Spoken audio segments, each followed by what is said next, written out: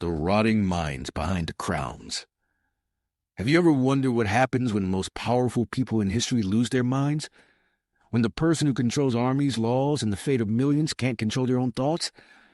Royal madness wasn't just a personal tragedy. It was a horrifying national catastrophe that altered the course of entire civilizations. King George III of England didn't just get sick, as your textbooks claim. By 1788, the once rational monarch was found speaking rapidly for hours without pause to an invisible audience, foaming at the mouth with spittle running down his royal robes.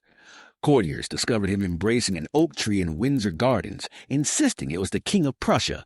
During his worst episodes, servants strapped the most powerful man in the British Empire into a custom-made restraint chair while he screamed obscenities, his arms bleeding from where he'd clawed at his own flesh. The doctor's treatments were more torture than therapy. Royal physicians wrapped the king in cold, wet sheets until he shivered uncontrollably, believing this would cool the inflammation of the brain. They applied burning hot cups to his shaved head, creating blisters they then cut open to release the toxins. His own excrement was examined hourly, with detailed records kept of its consistency, odor, and color. When these gentle remedies failed, doctors forced the king to take blue mass, a mercury-laced medication now known to cause tremors, excessive salivation, and, ironically, psychosis.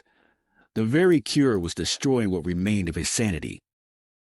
But George wasn't even the most disturbing case of royal madness. That horrifying distinction belongs to King Charles VI of France, who in 1392 experienced a psychotic break so severe that it led to a national disaster. While riding with his entourage, Charles suddenly drew his sword and began slaughtering his own men, screaming that he was being betrayed. He killed 4 knights before being subdued. Charles became convinced he was made of glass and could shatter at any moment. His terrified courtiers reinforced his clothing with iron rods to prevent any touch from breaking him. He would sit motionless for hours, refusing food or water, soiling himself rather than moving. During these catatonic periods, France essentially had no functioning monarch. The most gruesome aspect of Charles's condition came during his violent episodes. Court records detail how he would run through the royal palace howling like an animal, tearing at his skin until he bled. In one particularly disturbing incident documented by royal physician Guillaume de Harsigny, Charles didn't recognize his wife for over 3 months, screaming whenever she approached that she was an impostor sent to poison him. His treatment? Royal doctors drilled a small hole in his skull. While he was conscious to release the demons, they forced him to drink potions made from crushed pearls, gold dust, and powdered human skull. When these failed, they resorted to exorcism-like rituals with red-hot pokers placed near his feet to drive the madness downward and out of his body. What your history classes don't reveal is how Charles's madness directly led to the English invasion of France. With no functional leadership, the country fell into civil war between the Burgundians and Armagnacs, creating the perfect opportunity for Henry V to launch his campaign. The Battle of Agincourt, that great English victory celebrated in Shakespeare, was only possible because a madman sat drooling on the French throne, unable to organize his nation's defense. But royal madness wasn't just a medieval problem. The Habsburgs, Europe's most powerful royal dynasty, systematically destroyed their own genetic line through generations of inbreeding. By the 17th century, the Spanish branch had deteriorated into something from a horror story. Charles II of Spain, the culmination of Habsburg inbreeding, was perhaps history's most physically and mentally degraded monarch. His autopsy records, locked away for centuries before being discovered in the Spanish Royal Archives in 1970, describe a king who did not contain a single drop of blood. His heart was the size of a peppercorn, his lungs corroded, his intestines rotten and gangrenous. He had a single testicle, black as coal, and his head was full of water. Even while alive, Charles could barely function. His grotesquely elongated Habsburg jaw was so deformed he couldn't chew food. Royal servants pre-masticated everything he ate. He couldn't speak intelligibly until age 4 or walk until age 8. Court documents record his frequent seizures during which he would foam at the mouth while his body contorted. Yet this man controlled an empire spanning continents. Charles's mental capabilities never developed beyond childhood. He would suddenly burst into uncontrollable fits of laughter during state functions or sob inconsolably for days. Most disturbing were his necrophiliac tendencies. Historical records showed at his command the tombs of his relatives were open so he could view and touch their decomposing bodies. According to the Duke of St. Sul's memoirs, Charles ordered the exhumation of his first wife's corpse and caressed it while whispering to her as if she were alive. Despite his inability to rule, the charade of monarchy continued. Ministers would guide his hand to sign documents he couldn't read or comprehend. His signature deteriorated from barely legible to just a scrawl as his condition worsened. The Spanish Empire crumbled while courtiers pretended their king wasn't intellectually disabled.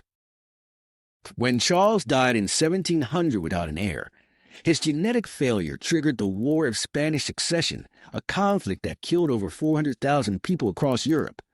The Habsburg jaw, once a symbol of royal prestige, had become the mark of a dynasty's devastating genetic collapse. Perhaps the most shocking case of royal madness comes from Russia. Historians have sanitized the story of Empress Elizabeth, daughter of Peter the Great, presenting her as merely eccentric. The reality is far more disturbing. Elizabeth suffered from what modern psychiatrists would diagnose as a combination of bipolar disorder and paranoid personality disorder. She slept during the day and ruled at night, forcing her entire court to maintain this reverse schedule. Those who showed signs of fatigue could be stripped of their wealth and exiled to Siberia. Russian court records detail how she once ordered a noblewoman's face slashed with a knife for yawning during a 3 a.m. policy meeting. Elizabeth's paranoia manifested in bizarre security procedures. She ordered her bedchamber moved to a different room each night with 7 decoy beds prepared throughout the palace.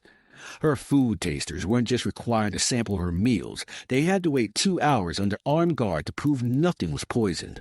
When one taster developed a stomach cramp from indigestion, Elizabeth had him tortured until he confessed to a non-existent plot, resulting in the execution of 12 innocent kitchen staff. Her most disturbing symptom was her obsession with preserving her beauty.